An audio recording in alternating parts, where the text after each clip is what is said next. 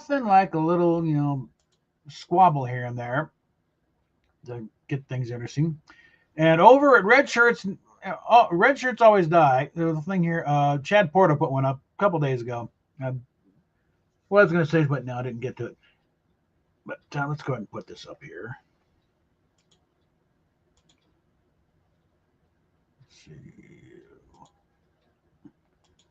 Putting forth the idea that it wasn't 7 of 9 showing up that saved Voyager, but Kes leaving. Let's see what he got to say here about this, because I haven't actually read this. Not the 7 of 9, but Arrival wasn't the catalyst. And Daniel, all right. All right, Jerry Ryan was a huge addition to the cast of Star Trek Voyager. In fact, she was arguably the biggest late addition to any television cast ever.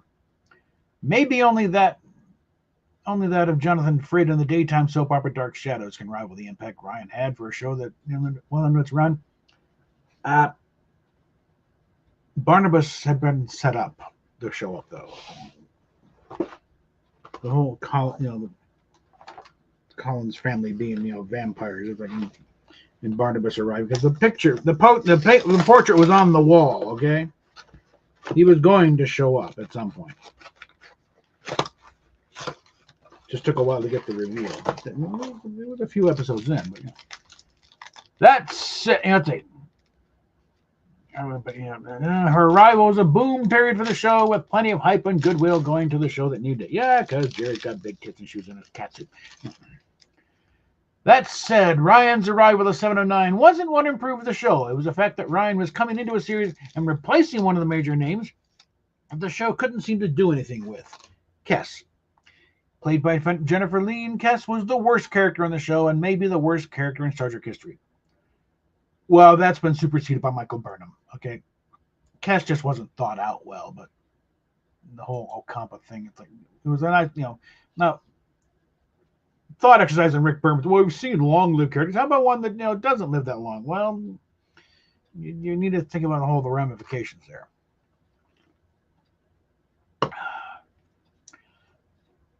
Her look as Kes was awful. Well,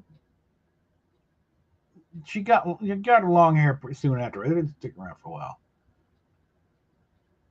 She was just 2 years old when we met her, yet old enough to have an adult romance and travel the stars. That's because her people, the Ocampa, age fast. So despite being just 2, she's lived 20 years of her life. That whole fact made it creepy when we found out that she was dating nearly 40-year-old Neelix, a man who would be nearly twice her age if she were 20, and now he's 20 times her age. It was unsettling. It didn't help that her character was given a time window of living no longer than the show would go. After all, if her series only lasted 7 years, then she'd likely die around the time of the show's final episode. Seems unnecessarily dark and tragic. That's not the biggest issue with the character. She was often quiet, unassuming, and boring, only showing any personality when her magic powers started to act up and influence her negatively. She was a badly written and conceived character, played by an actor who didn't have the impact needed to bring that. No. Jen Lean had some presence there. She had her moments there. When she given something to chomp onto, she could bring it. But the thing is, they didn't give her anything to work with because the character really was kind of a dead end. To be blunt, Kes held the show back. She as a character was bad enough, but she didn't even raise the standards of those around her. Other characters like the Doctor, Neelix, and even Catherine Janeway were so much better interacting with 7 and 9 as opposed to Kes, only because of how their collective personalities worked in contrast to hers. Kes just didn't have the depth or intrigue needed to carry the storylines on her own. Honestly, if anyone replacing Kes was likely to be going to be an upgrade over the former cast member, replacing her with someone who looks and acts like Ryan does is just a bonus. Yeah, I heard it pointed out that they kind of got lucky that Jerry Ryan can also act because she was hired mainly for her looks. But get this thing up my screen, right? But that's a little harsh on Jennifer Lean, though. Although she had problems, they did start cropping up during the run of the show, and that's one of the reasons why she was on the chopping block. The other one was, the other guy they were looking at getting rid of Harry as well, but fortunately Garrett Wang was, voted one of People Magazine's 100 sexiest people on, he got spared, and Garrett can bring it too. So. let's. But no, that's a little harsh on Jen. Okay, so she could bring in what she was given something to work with. But this prompted a little something from not that from the other more prominent columnist over at Richards Always Died, Rachel Carrington, who again she's a bit of a raw for my taste, but Star Trek War didn't need to be saved by the departure or arrival of any character, and she's definitely a Janeway fan here. The Star Trek Voyager premiered when Star Trek Deep Space Nine was almost halfway through its third season. The darker version of Star Trek Deep Space Nine had more convoluted storylines that did require regular watching, unlike its predecessor, Star Trek Next Generation. Voyager is much like Next Generation in that it returned to episodic viewing, allowing fans to tune in as they would like and not miss too much of a character formation of big issues. DS9 was still fairly episodic. They had an overall story arc, but you can pop in anytime and not really miss a whole lot. They explained a lot.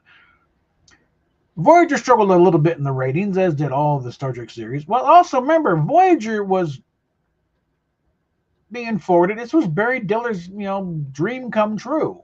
A fourth network and using a Star Trek show as the flagship show. This is your anchor show to bring in and to its credit, they beat Monday Night Football when they premiered.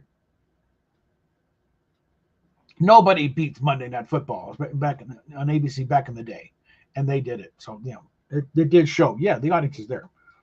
They couldn't hold it very well, but that wasn't much of a shocker. I was going to tune in for the first episode to see what's going on. But Voyager struggled a little bit in the ratings, as did all the Star Trek series. There was never one that was a massive hit out the door during the Berman era. But Voyager held its own with tight storylines and characters that made viewers tune in weekly, though not everyone was thrilled with certain characters. That didn't stop the... Oh, by the way, about that thing. Next Generation, while it was running, was the number one first-run syndicated show.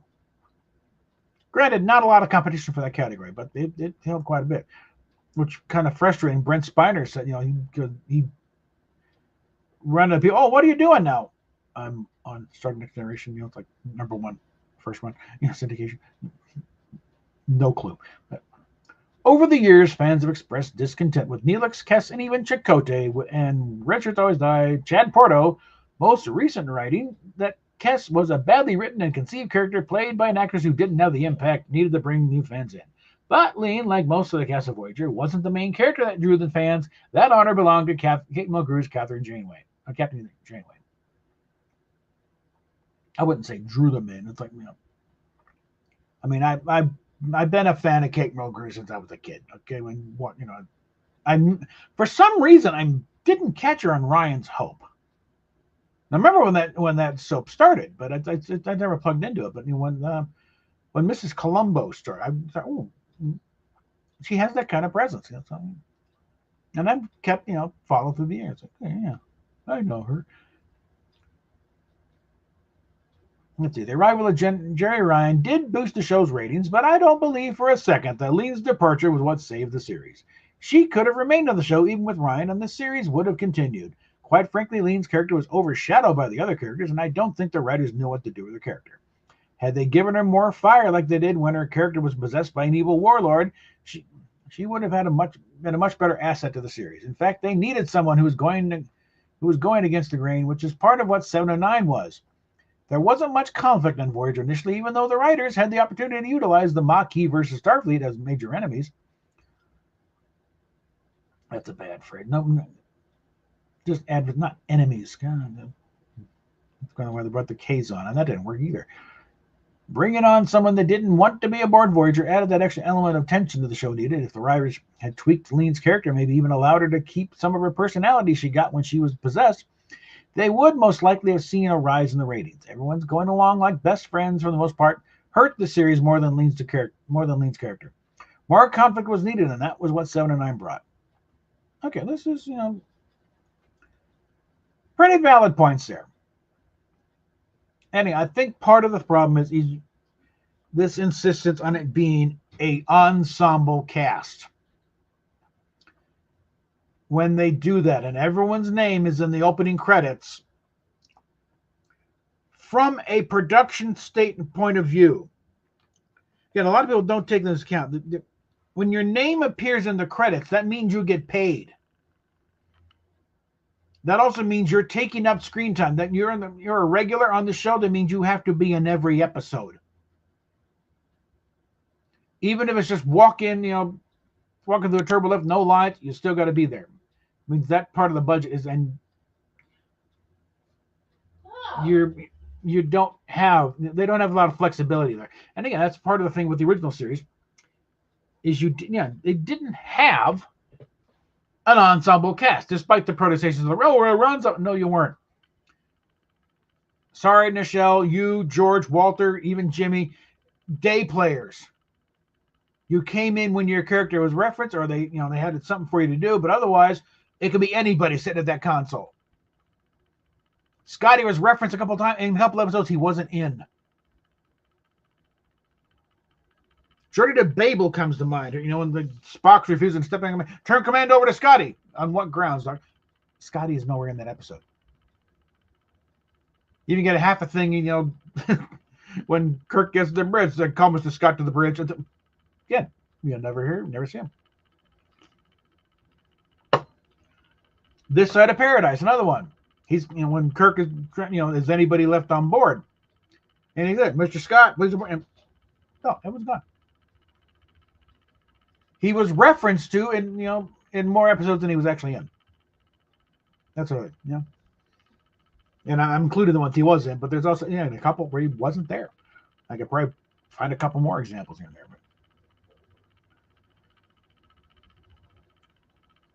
But that kind of gives the flexibility. If you, again, even as much as expensive as those shows were, the budget was still tight in the sense they didn't have the money to do what they really wanted to do. It only goes so far when you're having to create everything from scratch. You can't go down, generally, wardrobe by itself. You can't go down to the wardrobe department on Paramount and pull out, the latest fashion from Aldebaran. Okay, you have to create it, and that is more expensive. That's one thing that's kind of annoying when Next Gen was getting a Peabody Award.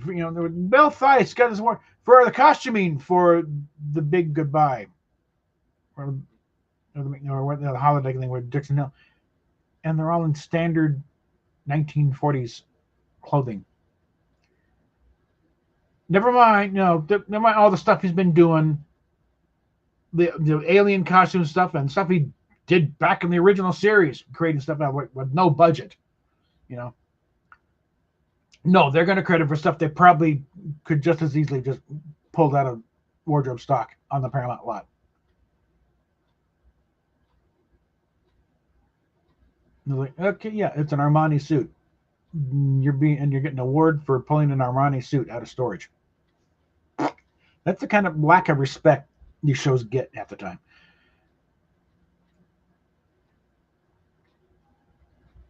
But where I was going with that.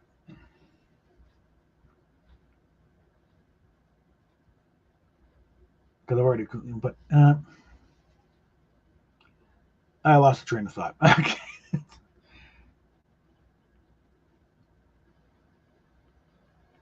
All right, let's just move on here because I think I was trailing off something that didn't matter. Okay, let's move on to the next one here. Oh, Star Trek fans may finally be getting a long-awaited collector's item, namely Lego sets. Okay. Actual, right now they're doing Mega Block. I think some of it is kind of compatible with Legos, but not actual Legos. After a year that was both up and down for Trek fans, a new rumor has sparked a level of excitement that we usually don't see that often. Now it's just a rumor and should only be taken as such, but according to a few Twitter accounts, Star Trek could be set to receive their first ever Lego set. Rumor comes from a person, Max Bott, and is relayed through the Trek Central Twitter X account. Rumor claims that the first ever Lego build will be of the Enterprise D and will feature the minifigures of Enterprise D and crew members. That means Picard, Riker, Troy, Worf, Geordi, Crusher, and Data. And considering the way Lego sets go, especially if you're going to do something as big as the Enterprise D, it will be expensive. You know, Star Trek is one of the few major massive brands that Lego just hasn't done much work with. It's not because of the brick building brand's partnership with Star Wars either. Lego does work with many competing brands, namely DC and Marvel. Yet for some reason, Lego and Star Trek had never found a way to work together to create ships for the fandom. And of all the brands that Lego could work with, Star Trek is the perfect one. They are a vehicle machine. There are so many ships and space stations you can use to make new building sets. Enterprise D, the original Enterprise from Star Trek, DS9, and of course Voyager all strike me as ships that such would be huge. I think another thing though, with they went with the blue bricks. They got a Lego. They got a set of the Enterprise. It's huge, but it has to be to get any kind of detail there. And the Enterprise to Quark himself, Blue Bricks has done a great job creating a diverse and dynamic line of builds and has made them relatively inexpensive. Prices range from $10 to about $200 or so, depending on the size of the build. If Lego is making their first Star Trek line of ships, then they're going to have to bring their A game. And their A game, it's like take these prices and double them, probably. The Star Wars sets are ridiculously expensive. But one thing I think that would help with this is start with ship sets is kit bashing will go off the wazoo, because then it's like you should be a lot more flexibility in swapping parts around, rearranging them up with Legos. But again, don't hold your breath on that. So I'm going to go and move this back on the main screen so I'm not looking to the side so much. Now, a little something that's been perplexing me a bit of this whole thing with Lower Decks booting Discovery out of the main timeline. And the thing is, people, no, it doesn't. It's not that. Why are you defending that? Why are you fighting so hard to keep Discovery in the main timeline? Because it doesn't belong. It never has, clearly. This isn't out. The fans want this. That's why they're glomming onto it. So why are you trying to rain on everybody's parade by saying, no, it's not. It's like, no, fuck you. Whether McMahon did it as just a visual gag or it's a subversive thing, oh, really? Take this. You're going to cancel us early? We're going to cancel your whole damn show. Bye. And I think there had to be an element of that. As hardcore as a fan as Mike McMahon is, it had to irk him a bit that they pulled the plug on him for no good reason. But again, it's like, the whole thing I think is the thing about booting up from canon, because they're going to still market this stuff as best they can to the pathetic fan base it does have. Okay. So it's canon in the sense that alternate timelines are canon. It's as canon as the Mirror Universe or the Kelvin timeline, but they're alternate timelines. Let it go there. It's where it fits. And it's also safely ignored by those of us who find that entire show just an abomination to the entire timeline. Let it go, for God's sakes. We finally have it out that we can hopefully bring the fan base back together in some reasonable sense of cohesion. Stop trying to force this thing into the timeline where it doesn't fit. Same thing with Strange New Worlds. Nothing fits on that show.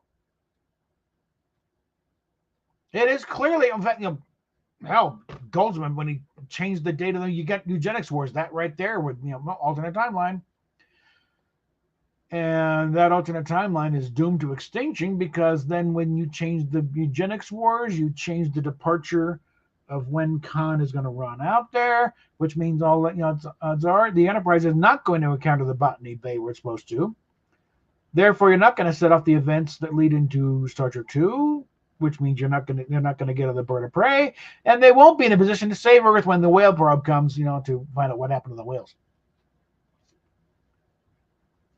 So, at the rough timeline that Star Trek 4 happens, that's when Earth dies. And no one's in a position to stop them. Congratulations, Goldsman.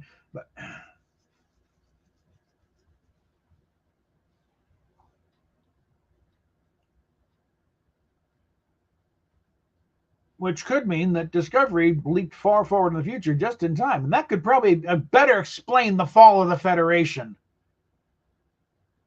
than their idiotic burn idea. Yeah. That's the thing. With all of the stupid, mind-blowing stuff that makes Lost in Space look like Cosmos. And you to defend this and try and keep it in the prime timeline? Fuck you. I think it's time to reject the entire concept of prime timeline. That was a JJ creation. Stop using it. You have the canon timeline, and then you got offshoots of that. Prime is one of them. You want to say Discovery and Strange New Worlds are prime? Yeah, but that's not the same thing. It's not the canon timeline. It's not the one most of these books back here. Like, I still got to pull out the big boat anchor encyclopedia and start going through the highlights. Nope. Because they got, they've got the JJ trick stuff there, and it's listed alongside the established record. It's like, no. Even though that movie acknowledges an alternate timeline. Let's get rid of this crap. Yeah. And again, it's an out. It's a fairly peaceful outing too. It's like it goes where it frankly fits better. Somewhere else. Let it go. They've done enough damage, for God's sakes. Like I said, in a way, Kurtzman kind of sowed the seeds of his own destruction by having a subversive show like Lower Decks in the mix in the first place, run by actual fans. But the one smart thing he did, he didn't try and tell them anything. It had virtually nothing to do with it creatively. I don't think he even watched the damn thing. So it never occurred to him that, you're doing stuff that's going to piss off the fan base. And guess what? Some of those fans are kind of working for you and waiting for the opportunity. You notice, the Lower Decks never referenced Discovery. The closest thing to referencing Strange New Worlds was, just the snarky comment, Mariner made to Boyle about that Pike thing we're not allowed to talk about. That was it. And within the context, there's enough plausible deniability, you should be talking about anything. And as far as the crossover with Strange New Worlds goes, it's a one-off, easily ignored. And I think it also would serve as a decent little proof of concept that, these characters will work in live action. Because the model designs are all pretty much based when the final form is based on the voice actors who did them. You put Don Lewis in uniform, you can tell, there's Captain Freeman.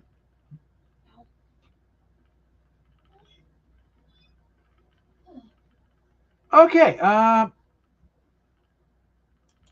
about the 3-footer. Apparently, Heritage Auction still has physical possession of them. They have not officially handed it back to Rod yet. Mainly, I think, because there's a big old lawsuit in the thing, because the guys who found it in that storage unit and Heritage, headphone time. Hey, bitch. Hey. Now, apparently, there is a lawsuit going between Heritage and the guys who found it. They're saying they kind of got shafted, and they're claiming, no, we will, under California law, we still own that thing. It's just, they're not blaming Rod. They're keeping Rod out of it as much as they can. Their grief is with Heritage. But I don't know. 99% of the time when I hear about lawsuits, I end up not liking either side. Yeah. It's a clusterfuck now, man. Because usually it's one side fucks somebody else over, the other side's pushing it beyond that and getting greedy. Yeah. That's 99% of lawsuits, honestly. Yeah. It's very rarely that it's just, okay, well, I got screwed out of this. Would you pay me back what I got screwed out of? There's always a bit of spite thrown into almost all of them. And somewhere in there's an offer of like several thousand, God, like $500,000, I think, for our finder's fee or something with a 5 and a lot of zeros. It's like, will you just take the money, shut the fuck up, let the thing go home? Yeah, that one's another one. It's like, we should keep it because that history is not that, most of it's not a good history. Okay, fucking restore the thing. Okay, frankly, it was missing parts when Gene Roddenberry had it. Okay. Yeah, restore it. It would actually be the best way to honor Roddenberry. Exactly. Yeah. Because no, these people did not want any of this shit to happen. It was harmful to the family, what was done. Fucking restore it. Fuck off. It's like there's a picture of famous picture of him at a desk on the Enterprise sitting there. It's already missing some of the intercoolers. The hangar doors went missing sometime in the 60s. It's like, and I mean, no. Considering when this happened, the stream about it was with us and Drexler. Yeah, it was around that time. This is a more important thing for us to fill in on. Yeah. Yeah, it's like, and there's other stuff because part of the whole thing when the history is around the time of, like, there was around when Roddenberry lent it out, and while they had it out there, they got lent to these guys who did these hologram display. And that was pretty much the last time the 3-footer was used in any kind of production capacity. And they're the ones who attach these little pieces of mylar to simulate lighted windows. Trek World has done real yeoman's work on this whole thing, and oh my god, that's when I love a channel where I start learning stuff. I had no fucking clue about the shuttlecraft. I have not found much of any Trek channel where I'm actually learning anything. I don't know. Let's just put it that way. Nothing, because I know backstage stories. I think the cast have largely forgotten. That's kind of how we're at, is when we get rambling. The two of us are just sharing nerd culture of shit. Yeah. That honestly, neither of us are old enough to remember all these details. Swapping other people's war stories, but Leonard Nimoy and that fucking bike. Yeah. I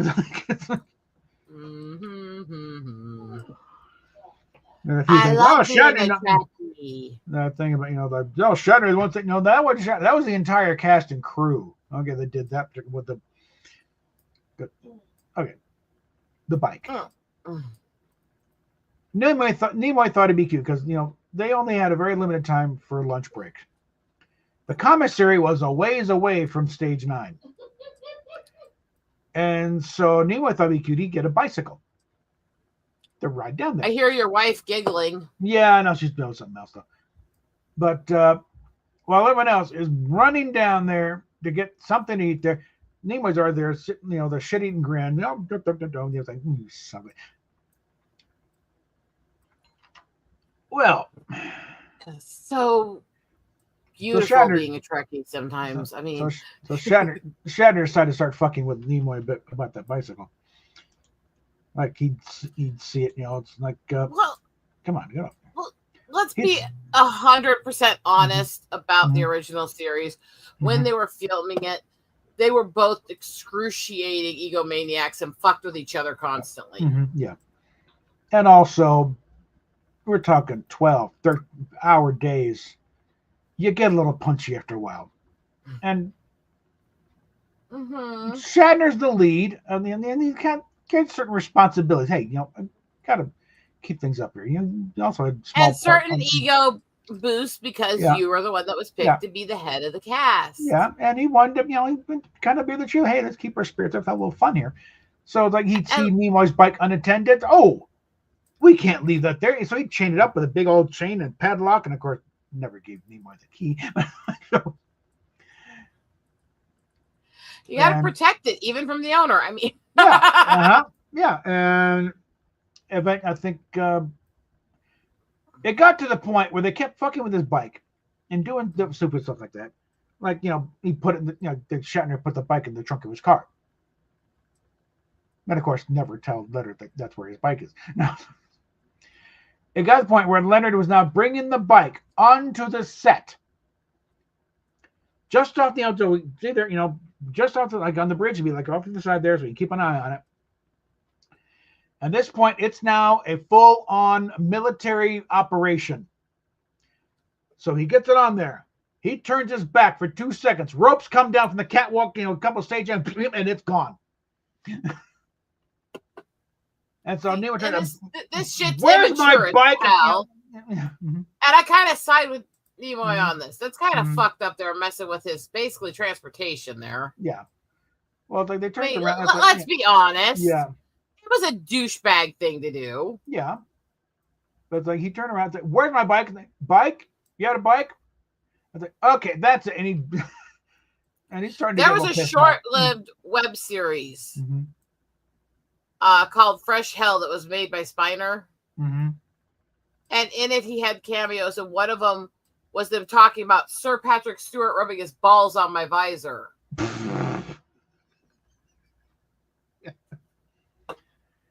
And I'm sitting there going, is this a real cast story? Yeah. I really want to know, is this a real story? Yeah. But the more I think about it, the more it's like, I don't know if it's something I put past any of them. Yeah. So I was like, no, this oh thing, dear God. It's like Nimoy grabbed a broom. He's wanted to whack somebody. It's like, where's my bike? Like, he swings and misses the bike by maybe a foot up or overhead. And someone yells out, "You're getting warmer." It's like, what? It takes a bit. Not, you're getting colder. And then looks up, sees the bike, busts out laughing. But I think he finally realized he pissed off people enough with his bike. Okay, time to cool it with the bike, Lenny. Okay. I'm going to side with him on that one, though. Yeah. I have since the beginning. He had every reason to be protective of his property, and they really were screwing with him from the beginning. But he was annoying the fuck out of everybody by this point. It's like, you're sorry. Okay. He and Shatner excelled at annoying the shit out of everybody on different things. Oh, it was one. They were absolute flaming assholes a lot of the time. Let's be fucking honest. Yeah. I was like, well, Nimoy's finally making some money. He bought a new car. So he goes, and it's parked in his spot. Well, hey, someone's parked in Leonard's spot. He has the car towed. So they're like, "Where's my car? Oh, that was your car? No, I just saw a car parked in your spot. I towed it. I was being nice." Remember, this is why they had such a rivalry for so long. You know this. Shatner and Nimoy did not become friends until after the series. Okay, at the time. Well, duh. As I said, they didn't like each other then. Oh, come on. Half of the shit happening on that set, the visceral hatred between Michelle because of the joint affairs and other shit. Yeah. And Gene basically tried to drive Michelle over to try to convince Michelle to have a three-way with them. While he was still married to somebody else and shacking up with Michelle, mind you. Yeah.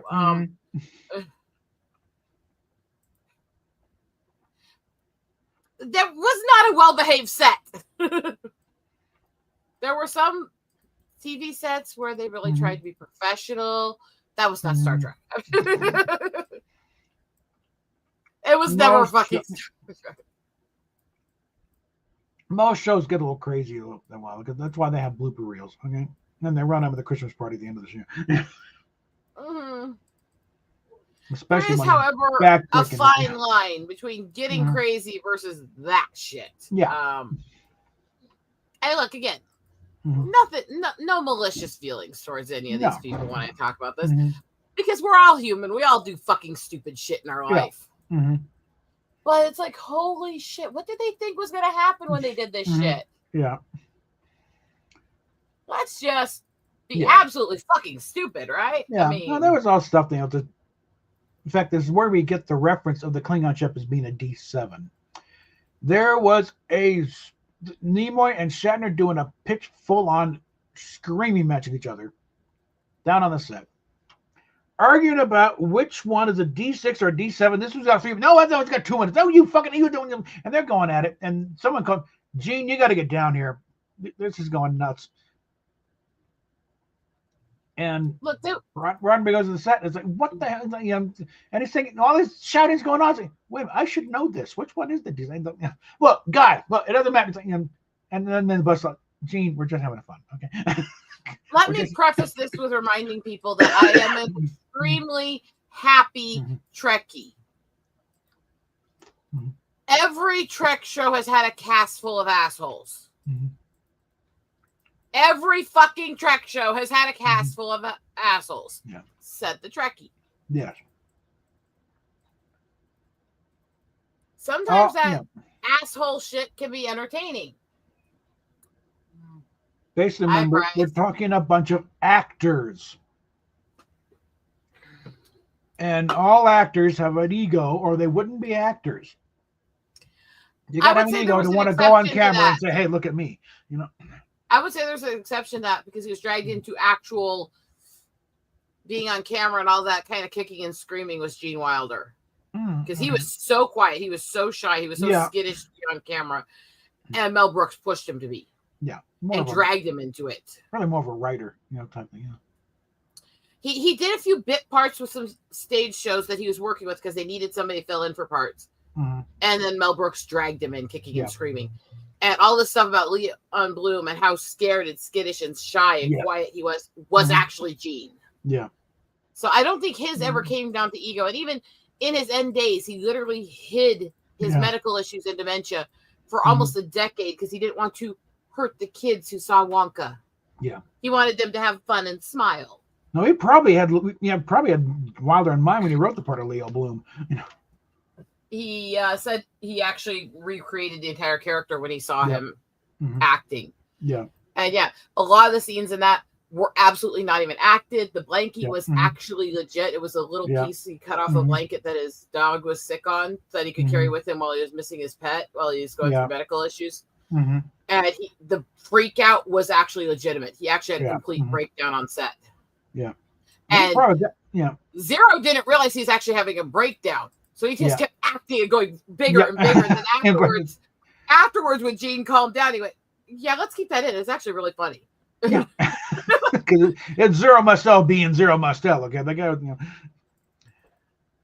But Gene had a part in Bonnie and Clyde where he's having one of those going reads, thing that probably got, hey, he would be great. But I think that's part of why I've actually have such an appreciation for Wilder is because it literally to him, it was never about him. He was dragged into it, and then it was about wanting to make other people happy. And I think he was one of the few genuine hearts in that industry. Yeah. And we need more genuine hearts in this world.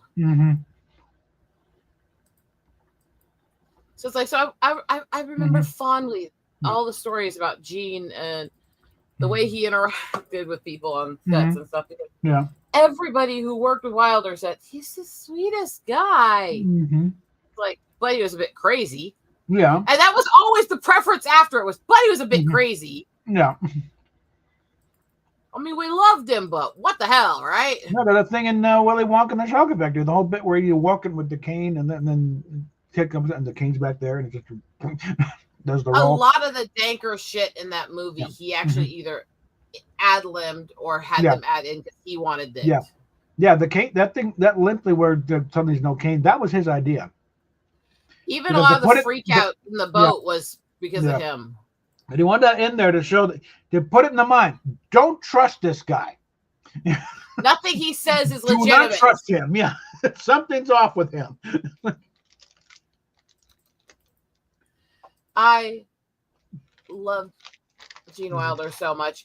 And I swear to you, it's not just because I am actually from the Wilder family. I mean, because remember, that family is tracked to the same place for every member of it. If you are Wilder blood, you're related to Laura Ingalls, you're related to Gene, you're related to all them. The Wilder was actually the second part of the family names used in the family reunion a couple of years ago.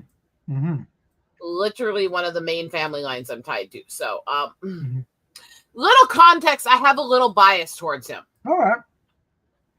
Little bias. Yeah. just a little. it also shows you that crazy runs in that family. I mean, Yeah. But no, I think he was one of the genuine hearts. So that's why when you say everyone has to have an ego to be an actor, I think I would say there's nothing in life that's a complete absolute, but generally I agree with your assessment. Yeah. It is a generality. So yeah, it's going to be, there's always exceptions to every rule. It's like dealing with these people who, yes, are there frauds who do these medical and mental issues? Yes. Yeah. But one of them, they were trying to say, and you know how I can tell this person's faking? Because no neurologist is ever going to tell somebody, we're not sure if you have Tourette's or not. It's like, you want to fucking bet? The smarter doctors don't come down either, even if they don't tend to tell you for sure at the beginning, especially if you have other neurological conditions. They actually will tell you flat out, we're not sure yet. We need to study you more and do more testing. And they said the average is that it takes 6 months to 6 years for a neurologist watching you in multiple appointments and events to decide if they think you have enough tics to qualify as full Tourette's or not. Yeah. Doctors do not talk in absolute. This is not something now, generally speaking, most doctors are not going to say that to you because while they're in that study period, they're just going to go, we're thinking it might be this. We're not sure. Yeah. Because they don't usually like admitting the words we don't know. Yeah, they don't like absolutes, Unless you're actively bleeding out from something or other, they don't. Well, we think it might be no. Don't then they'll act. Yeah. So it's not a common thing they say, but I've seen other cases, not just myself, where they did flat out tell you that while they were going through trying to figure it out. Yeah. So it's like, so it's a partial truth. Generally, they don't say that, but they do on occasion. It's like when I went in for my ruptured appendix in the VA in 1994. The emergency room doctors had a name. Yeah, we think a ruptured appendix, but I think the rupture's gone down. We want to, admit it for observation to make sure. And the medical side, the surgical side, they had it nailed from the get-go. The medical side didn't. They wanted to observe. Meanwhile, about a week later, and I'm ballooned up like I'm 8 months pregnant.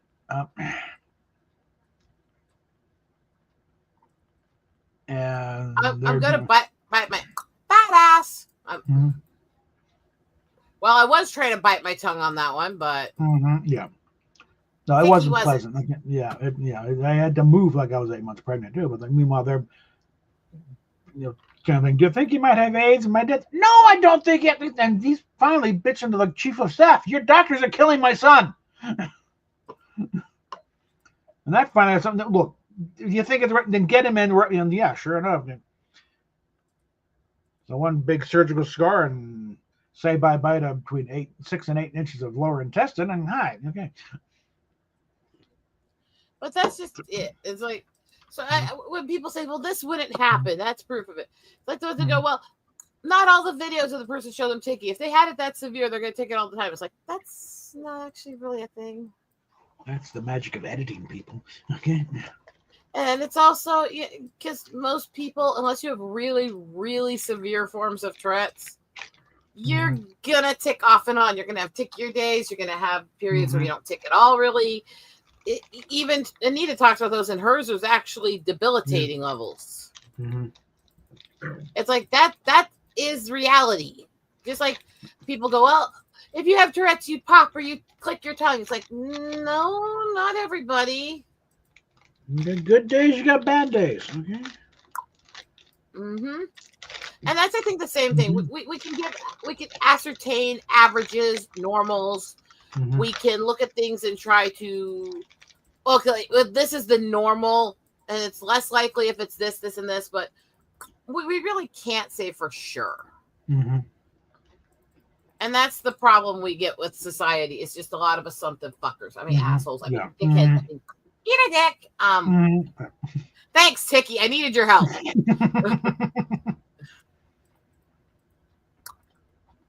Fuck off. So it's just like, yeah, okay. There's a total mindfuck area. There's a total crazy point. There's all this shit. Okay, got it. Boom. Yeah. 2 points in a prayer, right? Mm-hmm. Shut up. It's like I was saying, we're all made from the same blueprints, but we're all handmade one-offs. Okay, and there's always little things about off. So these what's called syndrome. Nothing's ever nailed down specific. There's always going to be little variances there and there. Let's be honest. One of the bigger egos in Hollywood is dealing with shows, writing, and producing and stuff at that time was definitely Roddenberry. Oh yeah. Flaming egomaniac, bit of a flaming asshole, womanizer to boot, adulterous pig, but he was a good father to his kids. He created great stuff, and he was honest with the women up front. There was never one point where he told these women, "I'll be faithful to you." First wife, any of them. Never one point he ever said that. So I think it's a little bit different when you're very openly what you are versus two-faced lying sacks of shit. Yeah. You know, McFadden. I mean. Yeah. Oh, but apparently Shatner's back with his last wife. They haven't remarried, but they're living together. I was like, well, hell, he's 90 years old. Who cares? What is he? Probably closer to 92 at this point. He's about 93. Yeah. Because I know when he went up was right after he was 90. Yeah. Let me double check the age here. No, what's yeah, you're right. He's 93 already. It's been that long. Shit.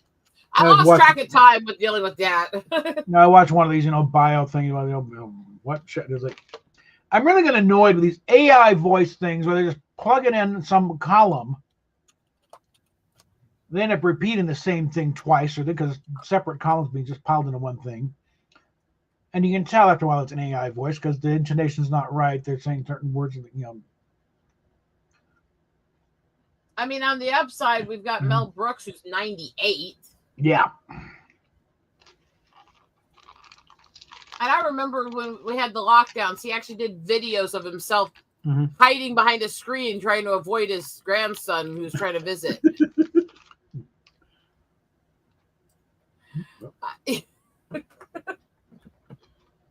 Like, leave me alone. You're going to make me sick. I'm too old. Like, oh, my God. You got to give him points for the sense of humor, right? Oh, yeah.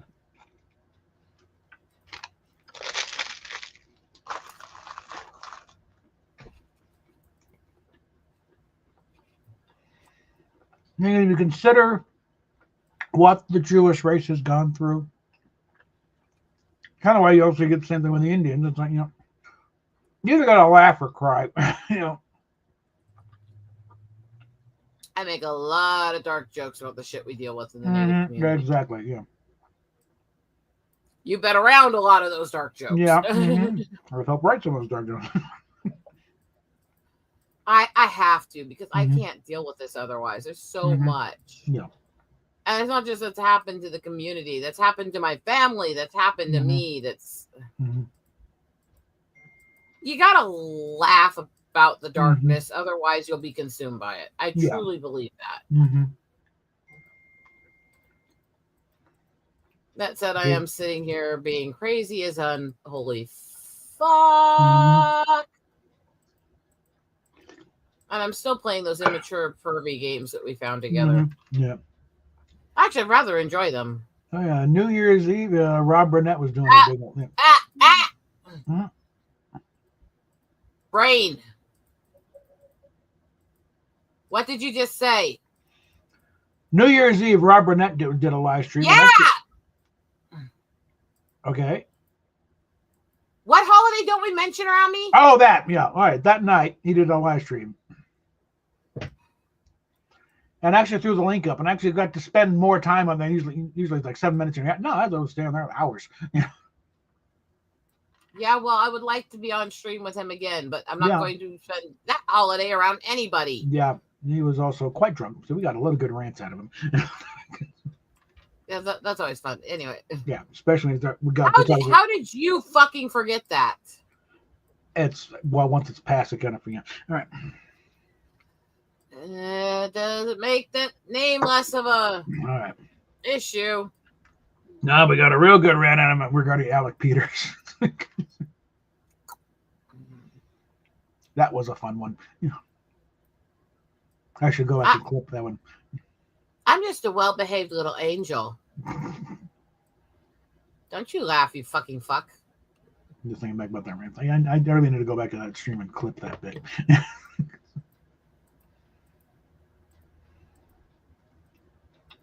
But I'm also trying to push something. Hey, look, those the Charge Continue sets on Sandusky. We need to retake the axe in our script and just do it ourselves. Okay. I mean, is it a damn good script? That's the thing. We can do really well if we pay attention and do what we need to do. Yeah. And we fans are the ultimate warriors for any of these that are franchises. They're nothing without us. Try to remember that. Yeah. You've got shit if you don't have your fans. And if you think these new fans are going to give you the years and decades dedication the old ones have, you're fucking delusional. Hello.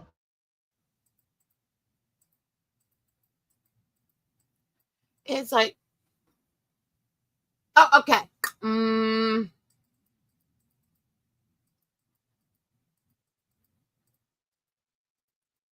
We can avoid things. We can do things. We can be crazy.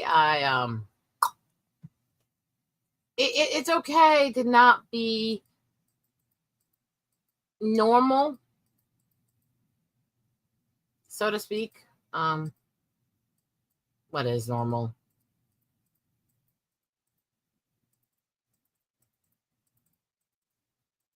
But now you've got the world at our fingertips. Oh, fuck, I'm tired. We got snow today. Yes, I've been blasted by something white. I mean, now as I completely derail his stream while he's distracted, realize that this is what I do. Crazy bitch. It keeps things interesting. Said last time where I somehow got off and totally lost my track of thought. What the hell was I talking about? Like, I got into the weeds somewhere. It's like, oh, forget it. Okay. Wait, you actually had a track of thought? Yeah, but it went off and like, okay, where the hell were we going with this? It's like, yeah, fuck it. I might go back and watch it later. Track of thought was a good move for you anyways. You don't usually have that. It was regarding something or other about probably about Voyager. Because you had kind of dueling articles on Red Shirts Always Die, but what saved Voyager was not 7 of 9 showing up, but Kes leaving. And then Rachel Carey going, hey, it wasn't that. They could have done that with a character. It wasn't, it's like, I don't think Kes herself was the problem with the character. I think the way that they wrote that creepy relationship with Neelix was. Yeah, and the thing is, she even mentioned that in her article that she was only 2 and Neelix is 40. I think that's just, even if you have her actual age in her 20s, that's still on the, on the icky side. Creepy side. Yeah. Well, it's also they played so much on her naivete. Well, that made the whole relationship worse because that meant he was basically going after somebody really naive who didn't understand relationships. That's what's the term for that again? That phrase that YouTube doesn't like. That's a reality for a lot of people. What, a PDF file or what? No, I was thinking grooming. About the yeah. Which also will get you flagged sometimes. Well, we're almost an hour in. Yeah. You're less careful with your channel than I am, anyways. Yeah, and my other subject matter, I go into like, who cares? It's like, that going for somebody naive who's easily suggestible. That's part of that whole thing. Yeah, and in other ways, Neelix was well written, but in regards to that relationship, he was written like a jealous, insane rumor, Well, Well, and they also point, and started playing. I was like, Kes and Tom have a lot more chemistry. Because I didn't dislike Kess's character. Yeah. Although the actress is a whole other thing. Yeah. Although when she was still, I think, relatively. When she was. Yeah. I think she really took being removed from the show hard. Yeah. And she was on her game. When she was on her game, she could bring it. Yeah. And they really ruined her when they brought her back too. Mm-hmm. No, when she was on her game, she could bring it. She had enough presence there. But I think just it wasn't a very well thought out character. But she played a character who was into a relationship, and then she turned out to end up being kind of predatory in real life. Could that have actually had an influence on that? Who knows, right? Mm-hmm. Yeah. Especially since they found out her mentality is not all there. She was a little bit as naive as Kes. Mm-hmm. And was she affected by that? It's actually possible. Yeah. And that's the danger of acting, is people with certain conditions have a lot of problems doing it. Val Kilmer had multiple stints in a psych ward for his chameleon-like reactions to the parts he played. Yeah, because a lot of the parts gave him severe psychological stress because of it. And you remember why Joanna Whaley said that she realized her husband at the time was more unstable than she thought, and actually believed a lot of the parts he played, right? He really got into playing Jim Morrison. He walk around. The Jack Daniels bottle is filled with iced tea, but still, They had a house party that he and her both talked about, where he started getting into arguments with people at the party because they didn't understand what he understood, because I am the greatest swordsman that ever lived. And she's sitting there going, yeah, you can do a couple tricks with the sword. That doesn't mean... You're not Mardigan. You're not actually Mardigan. No. She's still close friends with him, but she could not handle that marriage. Yeah. I don't think she was mentally stable enough to be with somebody that unstable. Like, again, love him, you can't live with him. And I actually really, really love his acting. I also think he's actually a very genuine, kind heart, but he's not stable. And it's not just because he's method acting. It's not just method acting, people. Yeah, he's convinced what really killed Jim Morrison with those leather pants.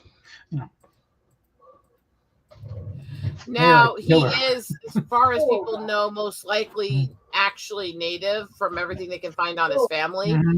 And he has been adopted in with membership to multiple tribes because of how well he treats the tribes and how much he's done to try to help them. So, I mean, he's a big, genuine heart. Yeah. He's an absolute sweetheart, but he's not mentally stable. If you've seen Thunderheart, watch it. It's a good one. They do combine about 6 different events of the AIM movement together into one, so there is some historical inaccuracy in that. But it was actually done with the tribe, with respect to try to showcase the issues that caused the AIM movement to begin with. It doesn't necessarily flatter the AIM movement, which it shouldn't, because they were really fucked up, but it does show the legitimacy of the issues that they had. Yeah. So it actually takes it from a more center point of view, where they show both the good and the bad of why the movement existed. I will also say, for a little context for this, because I've been very outspoken on how bigoted the movement was, Russell Means did not stay that way. Because he actually had conversations with my mother in the late 90s where he admitted very much that he was a bigot in those times and that he wanted his followers to change. So, context is everything all around the board. Yeah. But it is a good movie to actually understand some of the issues on the reservations and part of what natives are going through and why we have the issues we have. And also just some irreverent res humor. Oh, Graham Greene steals the show half the time. Couple of scenes that we like, pulls over Kilmer. You're speeding. He's like, let me see the gun. There's no radar gun. Listen to the spirits. There's in there. 55. Nail him.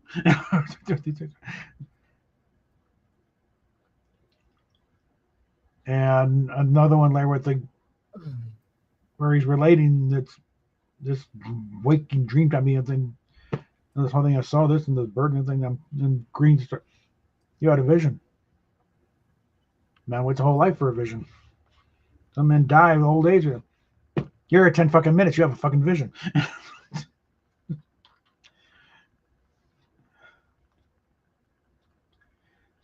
It is.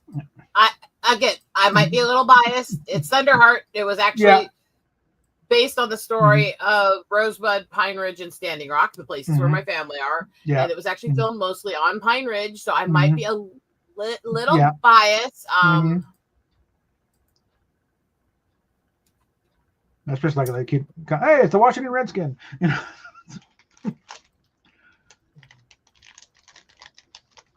The whole motivation was, we need an agent out there. I understand you're part Indian. Yeah, we want you to be the guy out there. I still think me and you need to rewatch the Washington versus Indians episode of Get Smart Together. Actually watch all the stuff about the Indians attacking and General Custer and all that. It's a fucking brilliant episode. It really is. Like I said, that exchange just reeks of Mel Brooks. Okay. It absolutely does. It doesn't so much Buck Henry. That's a Mel Brooks type of thing. Well, the show was overall conceived by Mel Brooks, but Buck Henry did most of the writing. Yeah. So you get a very weird combination of both. Yeah. And honestly, their writing styles and their creation styles are not the same. Yeah. And so some of the episodes are very weird because you can really feel both of them in it, but the scenes don't necessarily feel like they go together. Yeah. There's a little bit of that clash. Clash of suck it. Clash of personalities. Fuck. Yeah. I hate when I start doing that because I can't stop the little thing and then I can't finish a fucking word. And Buck was a little more surreal, I think. Yeah, some of the weird scenes that Buck wrote. It's like, this is not Mel Brooks coming through here. This is somebody who's done a lot of acid. I mean, I'm sorry. Whenever Buck Henry's on Saturday Night Live, he's having a hand in the writing of that one. And he's in some bizarre ones. I was like, and I don't say that maliciously. Yeah. Again, I love the point, and they literally said they were doing acid when they wrote it and made it. Yeah. I mean, actually, in a behind the scenes special, they actually said flat out that they don't know if there was anyone on set who wasn't on acid while they were working on it. I think the thing about Mel Brooks is a little story when they're still on the part of the staff of your, Sid Caesar's, your show of shows. And Sid is tied up with a meeting with network executives and the writers are out there. You got Neil Simon, Carl Reiner, Mel Brooks, Woody Allen. They're out there. They got to get to talk to Sid or something, And at some point, it's like frustration. Mel Brooks just busts open the doors of the meeting, jumps up on the table, and said, "Haven't you heard? Lucky Lindy made it to Paris." And everyone's, got to look. This one of yours? I still find the producers a fascinating story because according to Mel Brooks, the producers was based on a real story of the first director or producer he worked for. That the whole thing about sleeping with and bilking the old women for money was actually based on somebody he worked for. Yeah. I'm sure. It's a strange title, Cash. And it's going to be very... And you sit there looking, going, ooh. I mean, ew, brother, ew, right? Yeah. And like, that. It's like, ew. But no, he absolutely said this was based on the first guy I worked under. Yeah. And then you're sitting there going, if only it was easier to find the records of who you were working under from that era. I mean... Are we talking pre-Sid or we on? Literally him saying the first person he ever worked under when he was trying to get into the Hollywood scene was the person he based that character on. And I'm like, I want to know who this is. Okay, let's go through the But it's bio. really hard to find. I've searched. It's hard to find the full details. There's suspected, literally, is what I could find. They don't know for sure who the first job what the first job he took was. IMDb is probably not going to work, but Wiki might. I didn't find it on either of those other times I searched. Mhm. This is what they do. Is we know of this job, and this is when he said he started actually working, but we can't even confirm if this was the first people or not because we can't confirm half of the stuff. It's like I want to confirm it. I want to know because a lot of it could be working as a PA, you know, somewhere fresh out of the army, you know, no credit. You know.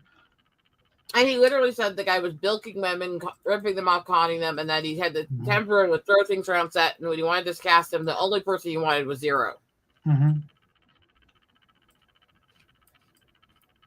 like, wow. I mean, Zero played that part beautifully.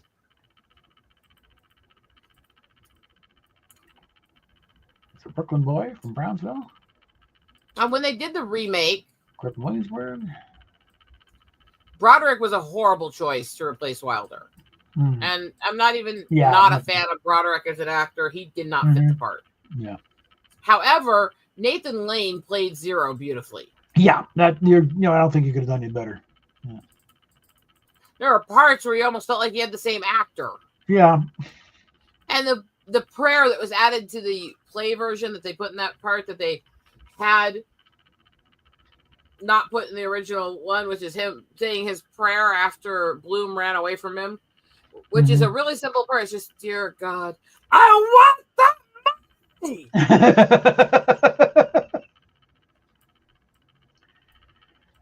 It's like, well, you got to give him points for honesty. Yeah. Damn, right?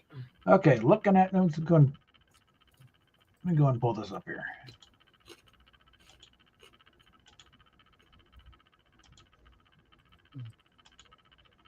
Now let's see. Let's see.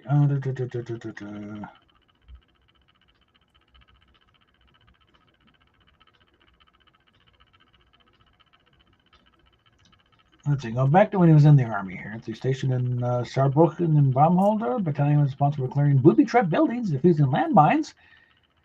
And that was Brooks' job, was locating the landmines. And whereas the defusing was done by somebody else. Oh, yeah, it's over there. I'll be over here.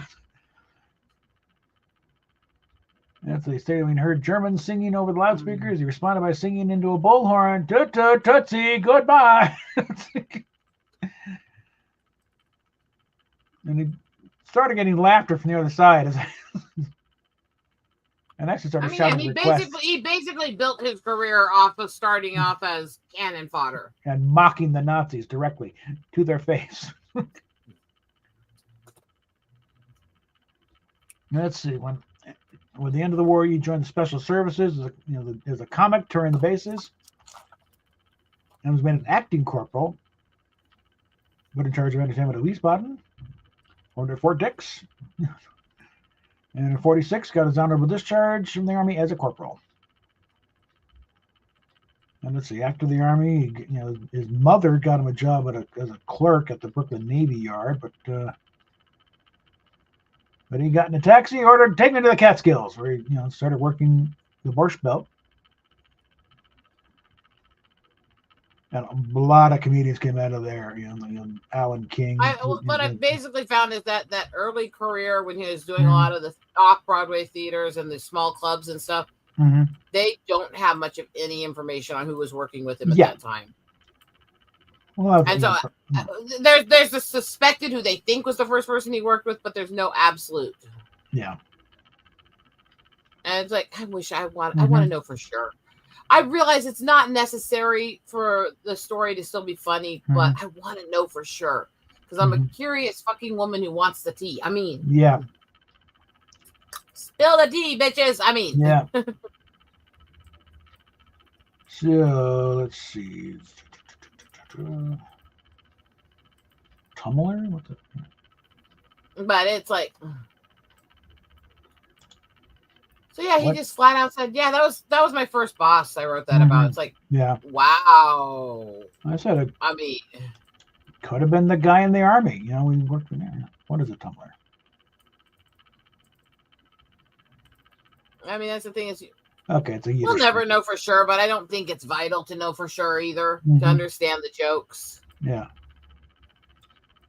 Basically, and there was a lot of that era of the pat my back, I'll pat yours, scratch my back, I'll scratch yours, suck my cock, I'll pat your back kind of thing. You know?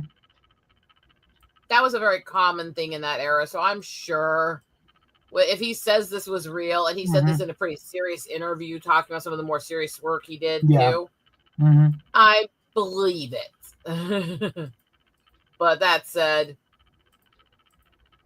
it's a hell of a story. Yeah. Mm. Do you ever see My Favorite Year? I'm positive, but yeah, Peter O'Toole and I don't think I remember much of it, but my brain's kind of weird. It's a good one. It's like, especially when the kind of Peter O'Toole's character reminded her of everything. Oh, are we doing live? I thought I was just doing it. No, I've been in front of a live audience in 20 years. I'm not an actor. I'm a movie star.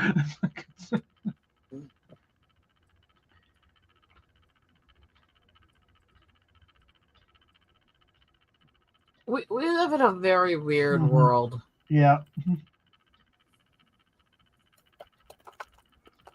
Let's see. She's like 24 years old, made $50. It's like he's on the staff with Carl Reiner, Neil Simon, Danny Simon, and head writer Mel Tolkien.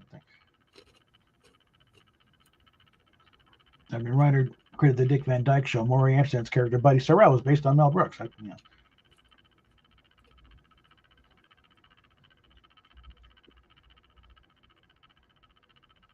see.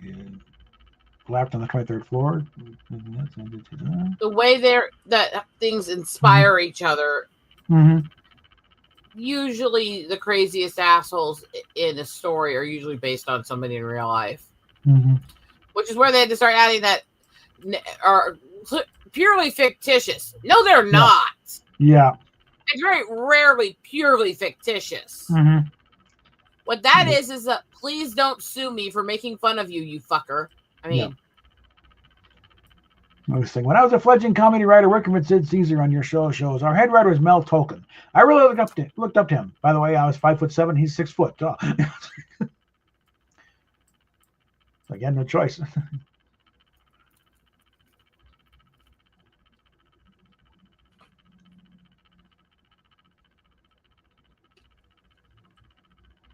Well, and him and Ryder, really climbed, and then the 2,000-year-old man stuff. Is Mel Brooks really 5'5"? He's 98, and I'm sure he's lost a couple inches since then. Damn, he'd be short to me. Yeah, we would look right in the eye. I think, No, he could have an easier view at the cleavage. I mean, that's been when I asked my husband, because you know how a lot of guys have this really big thing where they don't want to date a girl who's at all taller than them. And I asked my husband when we were dating what he thought of me being taller than him, and he said, "Well, it puts the boobs closer to eye level." Yeah. It's like, thanks. Yeah. Just a little recreation, the scene from Blazing Saddles. So work. Hello, boys, I missed you.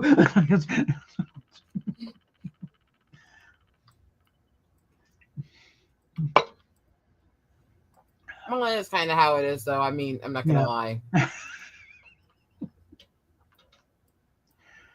I love you. All the new stuff that's now public domain. Oh, goody. Let's go there, right? Well, there's about a dozen more Mickey Mouse cartoons have now crossed over into that. And something to point out with now the earliest appearance of Popeye now public domain. Well, blow me down. Yeah, well, they pointed out that not the way he got this, powers from spinach. However, upon further investigation, the strip where he first mentions kidney stinks and spinach, they forgot to renew the copyright on that one. So that part has actually been public domain for decades. I think that nobody noticed because the idea of mentioning that without having Popeye in the same thing just never occurred to anybody. So it snuck by this time. Now the two were reunited.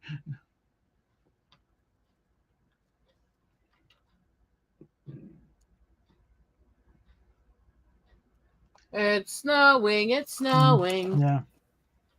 A number of books, including Farewell to Arms, is now public domain, and a lot of early talkies and a few silents are now, also. But I think we can have some fun with the Mickey Mouse thing. Yeah. Especially start, grab those and start, splicing them together. Here we go. Yeah. Okay, I need to find out if they've got the roads cleared enough that I can run to the mailbox. We haven't got any snow. Yeah. My packages are supposed to be at the mailbox right now, and those include the limited edition DVD of the Felix the Cat movie from the 80s, along with this giant knockoff Lego sword piece. I want to go get those. So. Oh, okay. Well, that's probably time to wrap this up anyway for a while. I did finally get a victory royale in OG Fortnite. Like I care. And it wasn't a default thing. I actually took the guy out. The game performed flawlessly. Well, congratulations. You still suck because you're playing a game for kids and the people who want to shoot them. I finally got that victory umbrella. Yeah.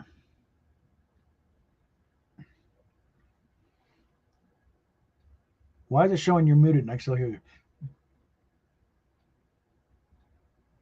What? It's showing you're muted here, but I can still hear you talking. I don't know what's going on. Camera's off, but no.